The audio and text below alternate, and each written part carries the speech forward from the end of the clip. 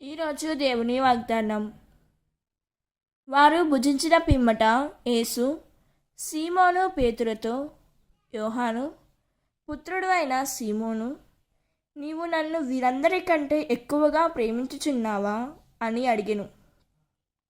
అందుకు పేతురు, అవును ప్రభు, నేను నిన్ను ప్రేమించుచున్నానని నీవు ఎరుగుదువు అని సమాధానమిచ్చెను.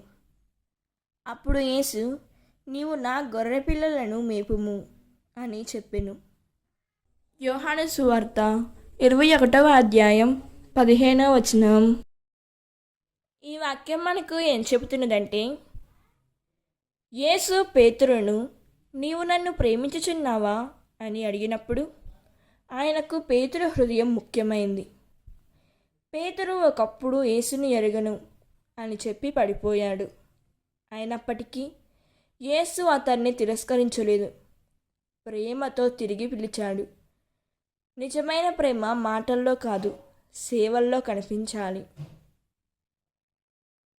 దేవుడు ఈ వాక్యం వింటున్న ప్రతి ఒక్కరిని దీవించునుగాక. ప్రార్థన. ప్రియమైన యేసయ్య, నిన్ను నిజంగా ప్రేమించే హృదయాన్ని మాకు దయచేయము. మాటలతో మాత్రమే కాదు తండ్రి, మా జీవితమంతా నీ ప్రేమను చూపించేలా మమ్మల్ని మార్చుము. ప్రభువా, పడిపోయిన పేతురును లేపిన నీవు మమ్మును కూడా లేపుము తండ్రి. ఆమేన్. God bless you.